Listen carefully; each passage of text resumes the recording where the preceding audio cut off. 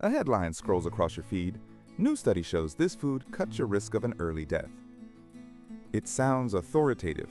Maybe there's a percentage. Maybe there's a university logo. And most of us do one of two things. We believe it, or we roll our eyes and scroll past. But there's a third option, and it's the one that actually protects you. You ask a simple, brutal question. How would anyone ever really prove that?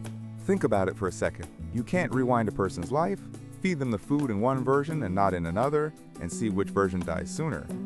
You only get one timeline per person, so how does science get anywhere near a claim like, this causes that? The best single tool we have for this is called a randomized controlled trial, an RCT for short. In plain terms, that's a study that takes a group of people, splits them into two groups purely by chance, gives one group the treatment and the other group nothing, or a fake, and then compares what happens. That's it. That's the machine.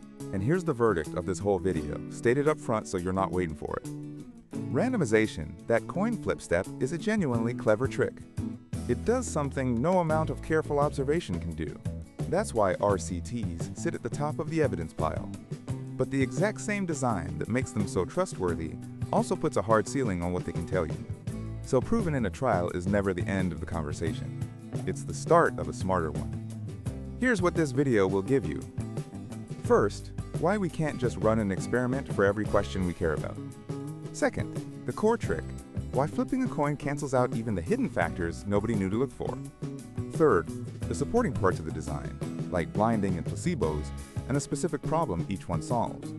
And fourth, the built-in limits so you know what an RCT can never promise you. Let's go in order. Why we can't just test everything. Start with the obvious dream. If experiments are so powerful, why not run one for every health question on Earth? Does sugar cause heart disease? Run a trial. Does night shift work shorten your life? Run a trial.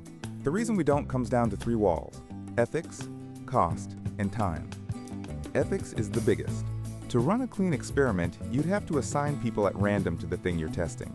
But imagine testing whether smoking causes cancer that way. You'd have to take 1,000 healthy non-smokers, flip a coin, and order half of them to smoke a pack a day for 20 years. No ethics board on the planet would allow that, because you'd be deliberately exposing people to something you suspect is harmful. Whenever the thing you're studying might hurt someone, you simply cannot randomize people into it. That rules out a huge share of the questions we most want answered. Then there's cost. A large, well-run trial can cost tens or even hundreds of millions of dollars. You're recruiting thousands of people, tracking them for years, paying staff, running lab tests. Nobody funds that lightly. And time. If you want to know whether a diet affects your risk of dying in your 70s, and your volunteers are 40 now, you are signing up for a 30-year study. Most questions can't wait that long, and most funding can't either. So here's the situation. The experiment is the gold standard, but for a large fraction of real questions, it's impossible, unaffordable, or too slow. That's why so much of what we know about health comes from just watching people. Observational studies, where nobody assigns anything and researchers simply record who eats what and who gets sick. Which brings us to the problem those studies can't escape, and the trick that solves it. The trick that cancels hidden causes. Picture a classic observational finding.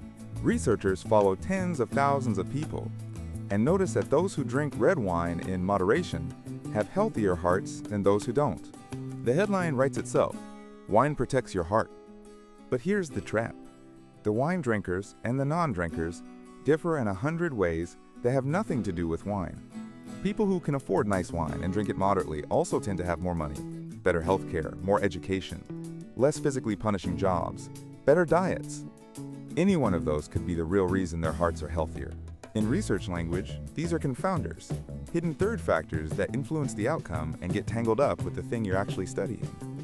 The confounder is what makes the two groups unequal from the start, so you can't tell whether the wine did anything or whether the wine was just a marker for a wealthier, healthier life. Now a good observational researcher fights back. They can measure income and adjust for it, statistically level the playing field so rich and poor are compared fairly. They can adjust for diet, for exercise, for smoking. And here's the fatal catch, the part almost every explanation skips over. You can only adjust for confounders you thought of and managed to measure. If there's some factor nobody realized mattered, Some difference in biology, or stress, or a gene, or a habit no one wrote down. It stays in the data, invisible, quietly bending the result. You cannot correct for a problem you don't know exists. That's the permanent leak in observational studies. There could always be one more hidden factor you missed. This is exactly what randomization fixes, and it's worth slowing down to see why. Because it's genuinely beautiful. When you assign people to groups by pure chance, imagine flipping a coin for each person. Heads gets the treatment, tails gets nothing. You are not sorting them by any trait at all. The coin doesn't know who's rich. It doesn't know who's stressed, who has the unlucky gene, who secretly exercises. So every characteristic a person carries, known or unknown, measured or unmeasurable, gets scattered across both groups roughly evenly, just by the math of large numbers. The wealthy people land on both sides. The stressed people land on both sides. The people with that gene nobody's discovered yet. They land on both sides too. Sit with what that means. After randomization, the two groups are, on average, twins. The same mix of ages, incomes, habits, hidden risks, everything. And if the groups start out essentially identical in every way, then there's only one systematic difference left between them, the treatment. One group got it, the other didn't. So if their outcomes end up different, the treatment is the only thing that could have caused it. That's the whole trick. Observation tries to list and subtract every confounder one by one and always risks missing one. Randomization doesn't need the list at all. It neutralizes the confounders you know about and the ones you'll never know about in one move, without ever naming them. That is why an RCT can claim cause, and a purely observational study, no matter how large, usually can only claim a link. The parts that plug the leaks. Randomizing gives you two fair, matched groups, but you can still ruin the experiment from there, because human expectation and human bias sneak back in through other doors. Each remaining piece of the RCT design exists to shut one specific door. Start with expectation. If people know they're getting the real treatment, they often feel better simply because they expect to. The mind genuinely nudges the body. That's the placebo effect, the improvement that comes from believing you're being treated, rather than from the treatment itself. If the treatment group knows they got the real thing, and the other group knows they got nothing, you're no longer comparing the drug against no drug. You're comparing drug plus hope against nothing plus disappointment, and you can't tell which part did the work. The fix is a placebo, a fake with no active ingredient, a sugar pill or a saline shot, made to look, taste, and feel exactly like the real thing. Now everyone believes they might be getting treated, so the hope is spread evenly across both groups. Whatever's left over, whatever difference remains, is the drug's real effect, stripped of belief. And the group getting the placebo is called the control group, the baseline you measure the treatment against, the what would have happened anyway comparison. Without a control group, you have nothing to compare to. People often recover on their own, and you'd credit the treatment for it. Next door, knowing who got what. If the patient knows, their expectations leak in, so we hide it from them. If the doctors and researchers know, that leaks in too, in subtler ways. A doctor who knows you got the real drug might unconsciously reassure you more, watch you more closely, or read your test results a shade more generously. So the strongest trials hide the assignment from everyone, patient and researcher alike. That's called double blinding. Neither side knows who's in which group until the study is over. Blinding removes expectation and wishful judgment from both directions at once. There's one more door, and it's about honesty over time. Imagine researchers measure 50 different health markers, and by chance, one of them looks great in the treatment group. If they're allowed to go hunting after the fact, they'll spotlight that one lucky result and quietly ignore the other 49. With enough measurements, something always looks impressive by accident. The guard against this is a prospective design. You decide in advance, before collecting any data, exactly what outcome you're testing and how you'll judge success. Many trials go further and register that plan publicly beforehand, so they can't move the goalposts once the results are in. Deciding the target before you shoot is what stops cherry picking. So layer them up. Randomization makes the groups equal. A control group gives you a fair baseline. A placebo evens out hope. Blinding removes expectation and biased judgment. A pre-committed outcome blocks after-the-fact fishing. Each one closes a specific way the truth could leak out. Together, they're why a well-run RCT is the closest thing we have to a clean answer. where even a strong trial hits its ceiling. Here's the twist that turns a good viewer into a sharp one. The very features that make an RCT so clean are the same features that limit what it can tell you. This isn't a flaw someone could fix. It's a trade-off baked into the design. Take duration. Trials are expensive and can't run forever, so most last months, maybe a few years. That's fine for effects that show up quickly. But it means a trial can easily miss anything slow or rare, a side effect that only appears after a decade, or a benefit that only matters over a lifetime. A drug can look perfectly safe in a 2-year trial and reveal a problem in year 8 that no one could have seen. Short follow-up buys you a manageable study and costs you the long view. Then the people.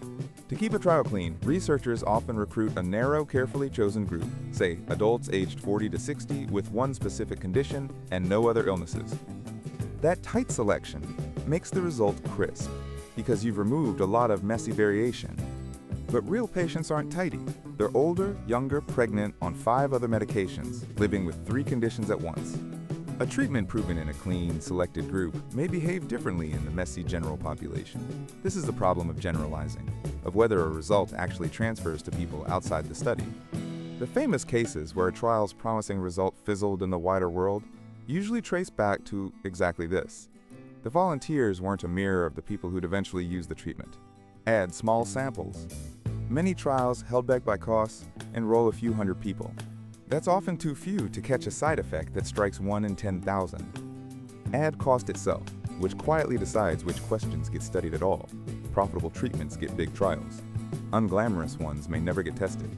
And add the ethical wall from the very start of this video. You still can't randomize anyone into harm, so entire categories of questions remain forever off limits to experiment. Put it together, and the lesson is precise. Proven in an RCT does not mean true for everyone at every dose forever. It means in these particular people, at this dose over this length of time under these controlled conditions, this effect showed up. That's incredibly valuable, and it's narrower than the headline will ever admit, which is exactly why you need a way to read those headlines. A checklist for any trial headline. Here's the portable filter. Next time a story says, "A trial showed," run it through 5 quick questions, and you'll understand it better than most people who share it. Was it actually randomized? If people weren't assigned by chance, if researchers just watched who did what, then hidden third factors could be driving the result, and you're looking at a link, not proven cause. Was it blinded? And was there a control group? If the participants and researchers knew who got the treatment, expectation could be doing the work. If there was no control or placebo group, there's no fair baseline, and people often improve on their own anyway. Who were the subjects and how many? A few hundred hand-picked, unusually healthy volunteers tell you less about you than a large, varied group. Ask whether the people in the study resemble the people the headline is talking about. How long did it run? A short trial can't see slow benefits or delayed harms. If the claim is about a lifetime of health, a 6-month study is a small piece of the picture. And finally, does it match a real-world question?